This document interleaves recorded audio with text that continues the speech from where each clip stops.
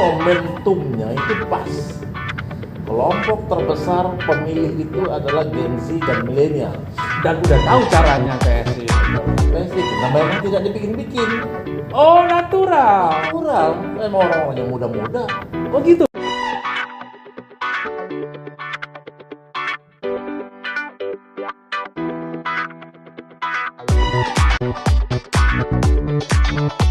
Bertemu lagi di podcast channel Rembuk Beres. Kita masih di kantor DPP Partai Solidaritas Indonesia. Nah, ini tadi kita dengan yang Gen X, sekarang bersama saya dengan Bro Syarif. Kalau kelihatan dari ininya sih boomer dia. Boomer Pak ya. Berarti ada boomer di PSI. Ada boomer di PSI. Dan dipanggil Bro ya. Harus. Cuma kalau udah kayak itu saya benar dia panggil saya kadang-kadang Bang Bro. Bang Bro. Ada bangnya gitu. Oh. Jadi yang walaupun Bro itu udah jadi, kalau Bro di luar kan pasti ada kakak. Iya. Bro itu di sini kayaknya udah panggilan. Kalau memang udah terlalu senior sama Mas Ketum, kita manggilnya Mas Bro Ketum. Iya. Umur masih ada masnya. Masih Jadi 24 tetap- tahun. Jadi saya kira tata krama santun itu tetap jalan. Walaupun anak-anak muda nggak semua di bro gitu. Iya. Oh, saya Berarti benar-benar santunnya santunnya ada. tetap ya. Jadi Walaupun bukan egaliter, suka-sukanya siapa aja bro. Mas, kalau yang Mas Gibran datang kemari mungkin kita Mas kira, tapi kalau Mas Kaisang kan udah jadi ketum. ya panggilnya Bro. Mas Bro Mas Ketum. Bro Ketum. Ada masnya. Oh iya karena umur 28 Umur tahun. muda dan juga dia ya anak presiden kan Iya, kita hormat. harus iya betul. Saya pikir begitu. Kalau anak presiden bukannya kita, ada orang kan anak presiden sama aja sama kita. Iya. Itu sebenarnya kompensasi menurut saya. Kita ada level dong. Anaknya kiai, anaknya presiden, beda kan. Iya. Manusia lahir beda-beda. Anaknya Anda Iya. Dan kalau saya melihat memang dari keluarga Pak Jokowi ketika berhadapan dengan pers atau santunnya tetap ini ya, tetap santun ya, dan bisa ngejaga berkomunikasi dengan hal umum ya masyarakat. Oke. Masuknya Mas Kaisang kan kita punya kata-kata politik yang santai dan santuy. Santun dan santuy Pak. Santai. Santai kan santai Pak. Santun, sorry. Iya, Santun dan santai. santai. Iya. Satu lagi santun dan santuy. Berarti ya tadi ruhnya anak muda, Bang. Ya. Bang Bro Syarif boomer. Kok bisa terjebak? Terjebak di, Anak muda. terjebak enak gitu. Oh ya? Terjebak di kalangan muda, kalau ini terjebak di orang-orang tua pusing. Oh iya, ngebahas penyakit. Banyak penyakit. Ini lagi. Iya, dikasih makannya Iya. dibawain mangga, nggak mau Iya. manis. Iya. Banyak tantangan. Saya bahagia terjebaknya di tempat anak-anak muda yang itu bikin kita jadi muda. Iya Dong. Iya. Kita ke orang tua kan kita jalan jadi pelan, ngomong Iya. bisik-bisik, Baperan. tersinggung. Ini anak muda sok tahu gitu ya. Ketemu Mas Kaisang, Mas Kutub, tetap dia Ya. santun. Santun. Ya, dia lagi foto-foto kumpul-kumpul sama yang muda-muda kayak Walaupun santai, tetap iya. santun. Saya kasih contoh waktu misalnya di Jakarta Teater, waktu itu dia duduk di panggung ini ya. Orang-orang foto-foto dia sambil duduk ya oke. Itu saya deketin, Pak ini kalau ini sama bro ini kita turun. Fotonya di bawah dia. Nggak sambil duduk di panggung, saya di sampingnya dia. Udah diturun. Menghormati Bang Bro. Iya. Wah, Mas Bro Syarifuddin, saya turun ya. Oke. Saya nggak minta, saya kira udah biar aja di situ. Berarti ada anak muda yang seperti itu. Ya. Itulah dia. Ya. Saya kagum. Ya. Tetap. Malah kadang-kadang kita yang udah mau marah sama orang sebelah gitu Ya. sekarang ya udah lah, santai aja, senyumin aja. Oke. Kalau Responnya masih- gitu. Iya, kalau dia malah terlalu paksa ya, marahnya jogedi. Itu kayak nyampe ke Pak Prabowo kan. Jadi jadi joget gemoy. ditanyain kita Kalau orang marah dijogetin aja. Joget gemoy. Kalau yang kata-katanya sedikit senyum aja. Oh. Kalau terus maksa marahnya kita joget gitu. Oh jadi kalau apa level ininya senyumin. Kalau agak naik dikit, Kalau udah agak mulai naik dikit, emosi, ya. responnya jogetin aja. Jadi Artinya joget kan kita jadi lemah badannya, ya, kita ketawa, ya. senang. Emosinya kebuang. Emosinya kebuang. Artinya pendekatan ke anak muda lagi dong. Lah, emang Partai Solidaritas Indonesia yang gambarnya mawar emang dari awal ininya targetnya pemuda, Pak. Oh iya. Bang Bro. Iya, iya.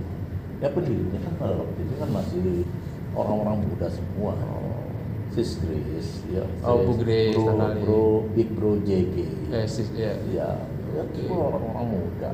Oh, jadi momentumnya Cuma sekarang. Partai PSI ini partainya dikenal sebagai partai orang muda. Nah kalau kita lihat struktur daripada usia pemilih itu terbesar kan di Gen Z sama milenial. Iya. Ini momentumnya PSI. Iya.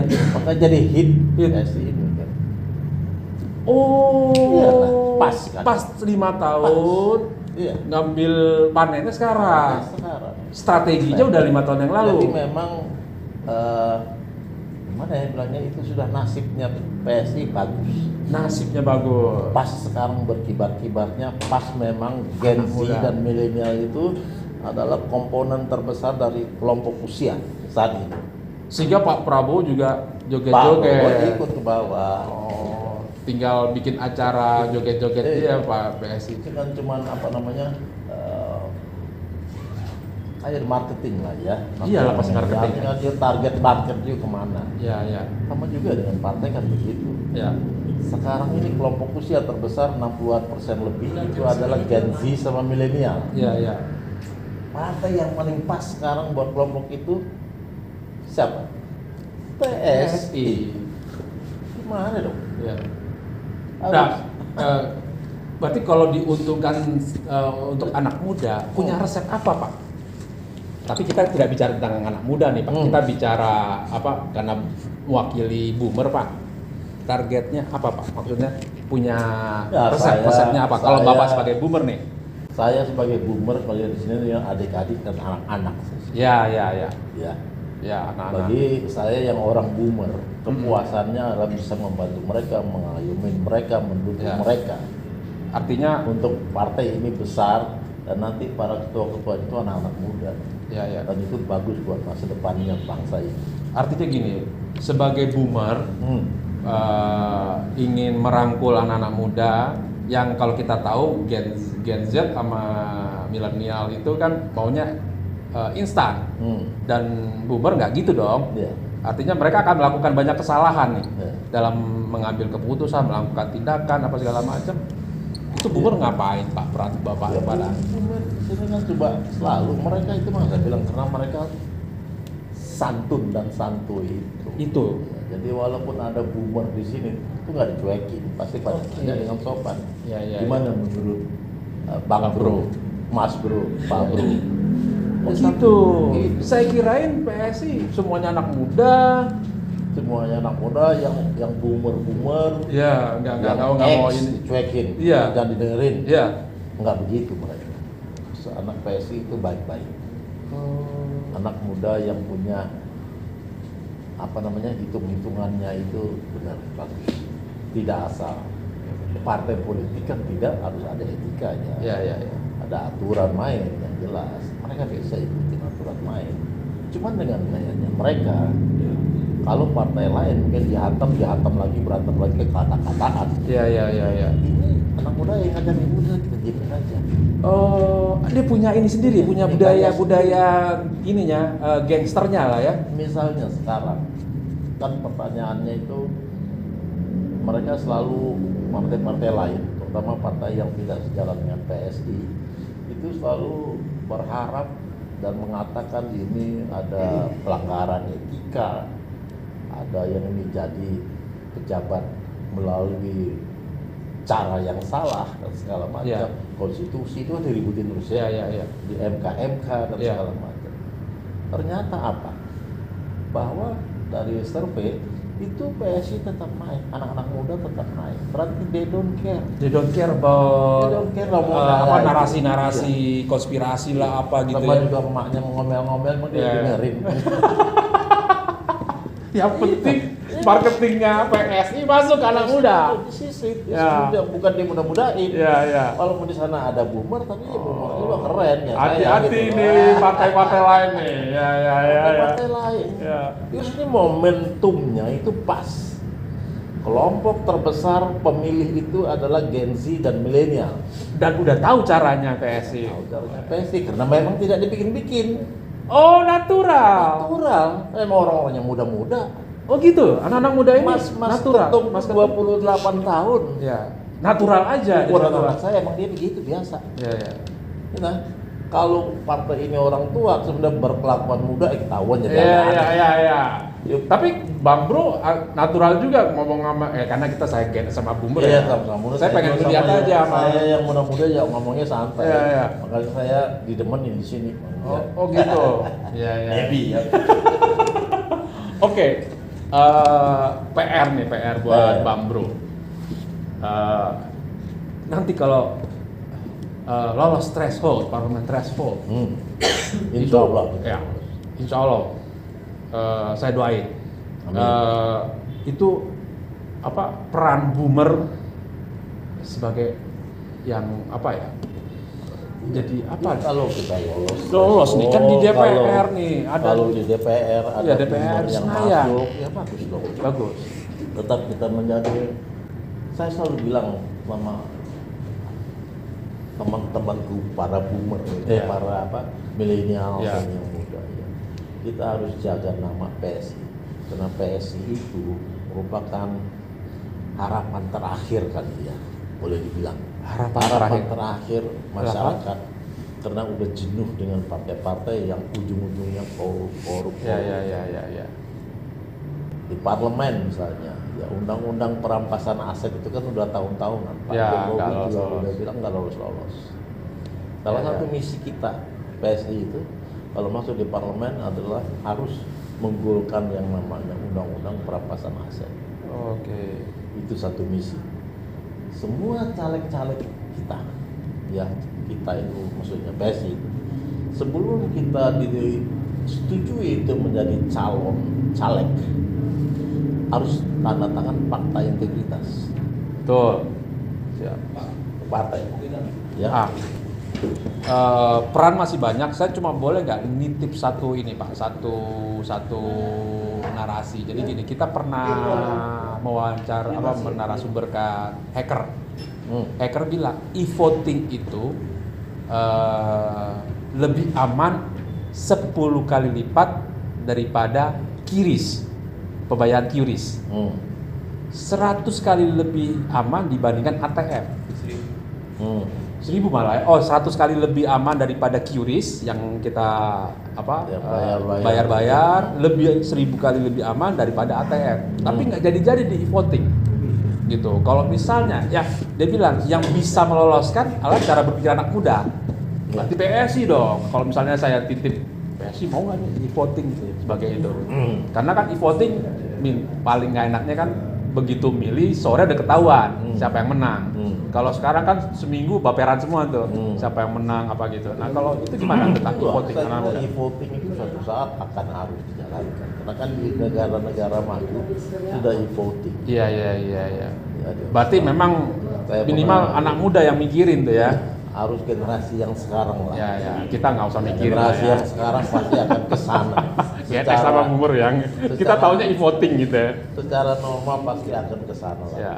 Biar mereka yang bahas. Ya, kan sekarang juga udah kalau bayar kan pakai kiris anak muda kan sekarang juga malah kaya kan. Iya. Bayar pakai duit udah bunga model buat dia. Justru kalau rame kan di resto-resto tuh lama kan di depan tuh pada kiris lah bayar ini pakai e-money dan segala macam.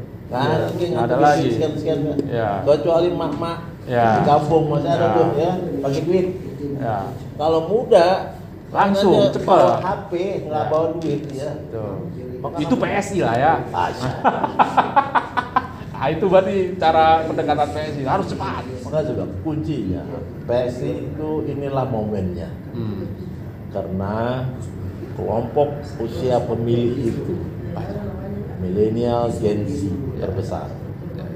Semua partai akan masuk ke sana, otomatis. Semua partai akan masuk ke sana. Karena ibarat marketing ya. Karena target marketnya itu. Ya.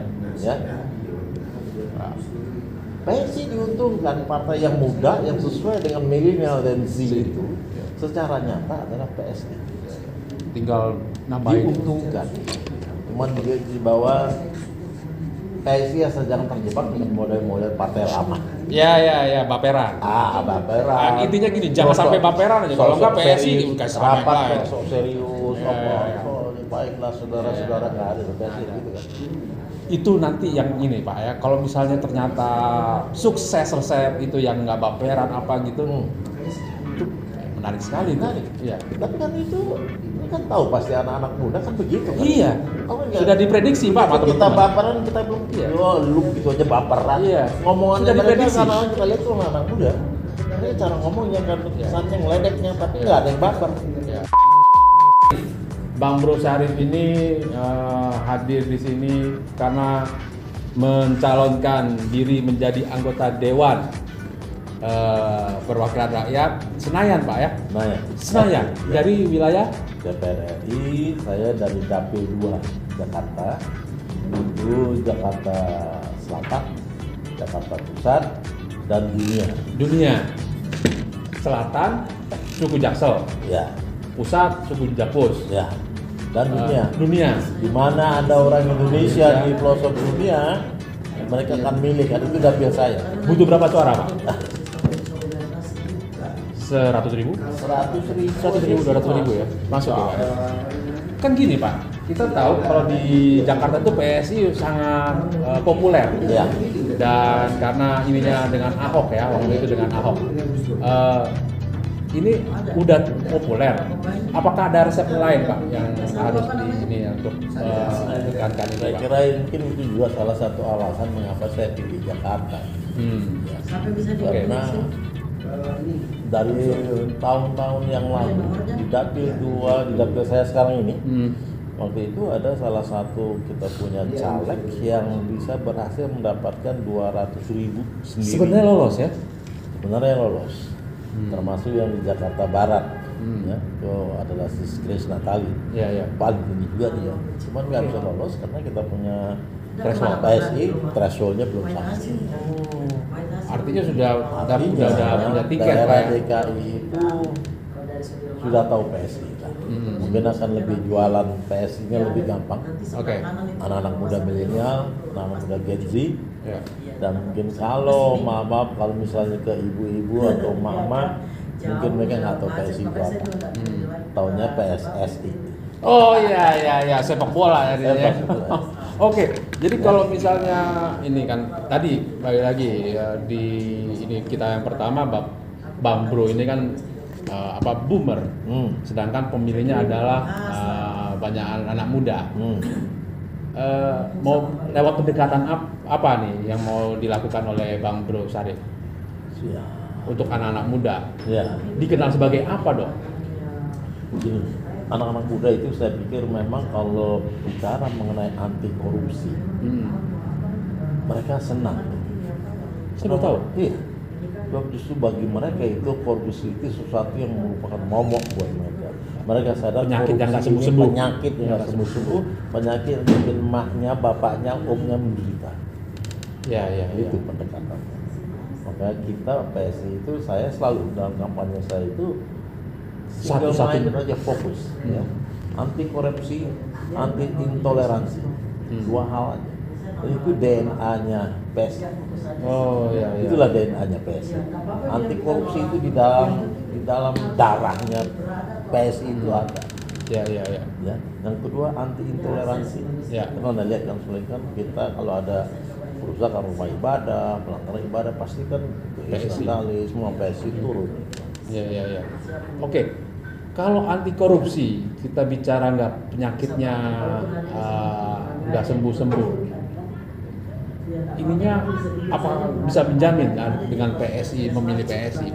Itu gimana meyakinkan anak-anak muda bahwa kalau menjamin ya, saya karena boomer saya tahu penyakitnya Oke. dari turun temurun misalnya. ya Kuncinya adalah masyarakat itu sejahtera dulu, pendidikan mereka baik. Ya. Jadi kalau kita bilang kita anti korupsi bukan cuma ngumpuk-ngumpuk orang koruptor doang. Ya kan? Kita lakukan apa supaya masyarakat itu sejahtera, cara berpikirnya lebih modern, tidak terlalu mata duitan, gitu loh.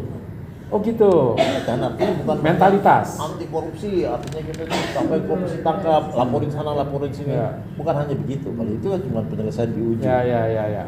Kita harap dari awal. Ya, cara hidup sejahtera, cara berpikir. Anak muda, mari kita jangan berpikir kayak dulu ujung-ujungnya duit, jangan. Apa-apa itu UUD, jangan. Salah. Oke.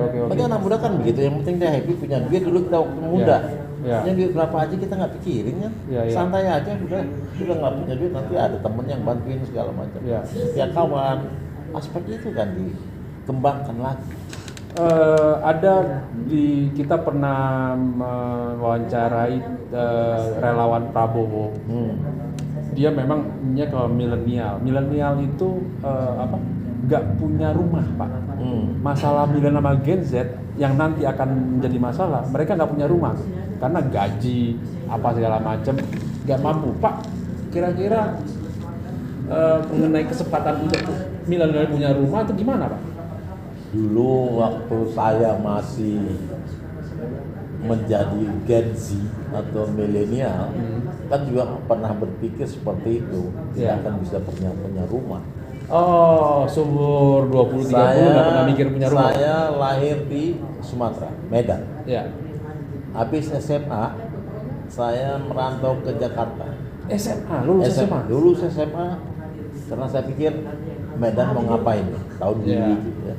Saya berangkat ke Jakarta, kuliah di Jakarta, masuk UI, ya kan? Dari situ modal, kerja di swasta, ya. Terus saya masuk sekolah S2, S3 dan sekarang jadi tinggal di Jakarta. Nah kalau waktu kita maju, saya datang ke Jakarta itu merantau naik kapal Tampomas modal tiker, Mas. Gak disiapin kasur? Bahasanya naik kapal juga dulu di deck. Kapal Tampomas itu dulu pakai deck. Ada kamar-kamar gitu. Berangkat kita semua dengan bertekad bahwa fight dulu. Nah, mungkin nggak punya rumah waktu itu, nggak pernah terpikir bahwa Wandi punya rumah, punya mobil, nggak ada. Tapi setelah berkembang, akan datang waktunya akan punya rumah. Lu masih muda mana punya rumah? Terus sekarang kasihan Gen Z nanti tidak akan punya rumah, nggak mungkin.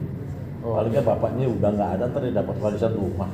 Oke, siap. Artinya itu naturalnya akan punya. Justru mereka akan lebih hebat mungkin. Nah sekarang nanti rumah-rumah itu semua kayak apartemen tinggi-tinggi, everybody dapat rumah. Gaya hidupnya akan berubah di apartemen. Bukan lagi rumah-rumah mungkin kayak di luar negeri ya. Kan apartemen, flat segala macam, tinggi-tinggi. 1.000 meter tanah udah bisa berapa. Yang penting mentalitas untuk berjuang dulu ya. Berjuang dulu. Tetap generasi jangan pada orang tua mikir waduh kasihannya anak-anak kan gimana hidupnya. Salah kalau dikasih salah. Let them grow. Kita punya yang maha kuasa, Tuhan yang maha esa, pasti mereka sudah jaga. Dunia berkembang sudah berapa tahun sih? Barnya nggak ada kan? Berarti pemilih Pak Bang Bro Syarif adalah pemilih-pemilih yang harus punya mental berjuang. Muda. Saya juga harapkan teman-teman saya yang boomer memilih juga. Iya. Tapi apakah mereka juga berjiwa muda, Pak? Dia paling tidak mungkin dia secara fisik mungkin udah tidak muda lagi, tapi kan berpikirnya ada teman yang bergaul anak muda akhirnya jadi saya senior masih cukup mainnya anak-anak muda. Saya ikut klub motor besar, saya main sini, saya masih nge-gym, saya fitness. Itu anak muda, bukan umur ya? Gituin? Saya iya. Saya masih. Saya nge-gym, saya main motor, saya Oke, siap. Oke. demikian Demikian Mas. kita sedikit mengenali Bang Bro Syarif. Ternyata aktivitasnya banyak, cara berpikirnya nggak main-main. Yang penting mental berjuang gitu ya Pak ya. Saya di Dapil 2, Dapil 2, Jakarta Selatan, Jakarta Pusat, nomor urut 5. nomor 25. Thank you. Oke, terima kasih. Sampai ketemu lagi. Selamat malam Indonesia. Salam gotong royong. Thank you.